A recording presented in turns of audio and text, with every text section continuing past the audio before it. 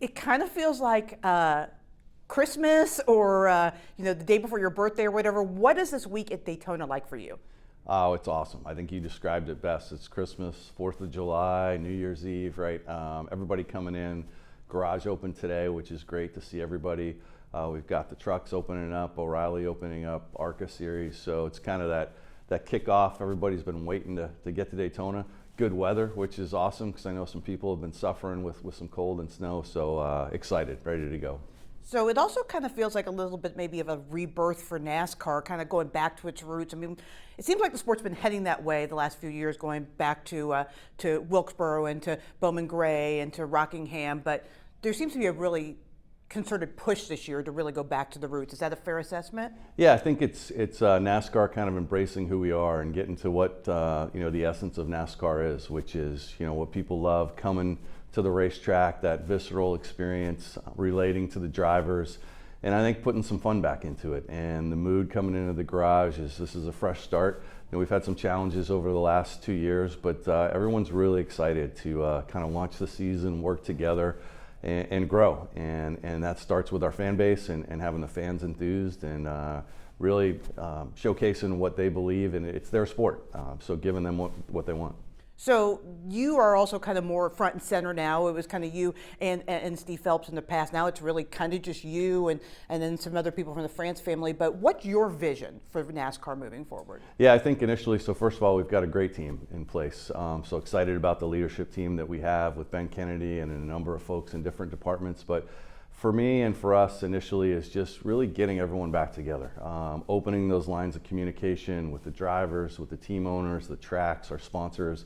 And I think everybody understands where we're trying to go as a sport. So that's first and foremost.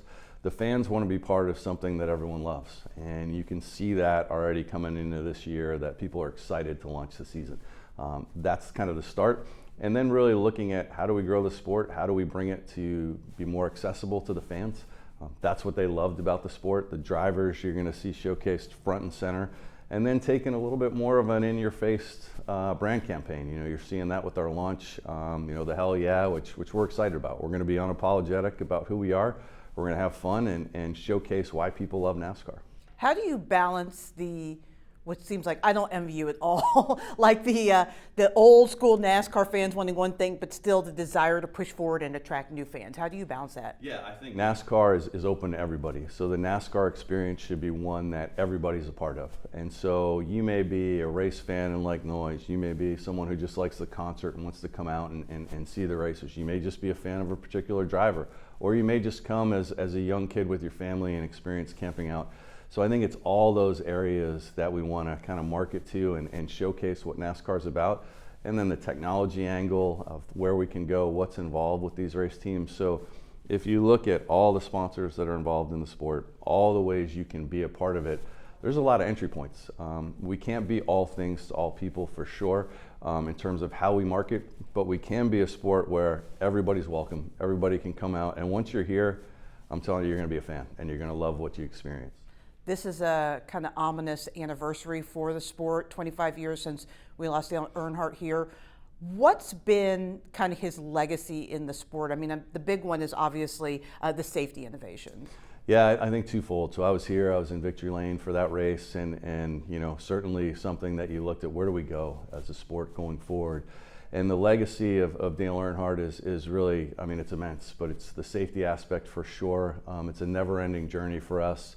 That changed so many things in our sport. The R&D center that we have, the Hans device, safer barriers, helmet technology, all these things that every year there's new iterations, and it's because of him and kind of the impact he had.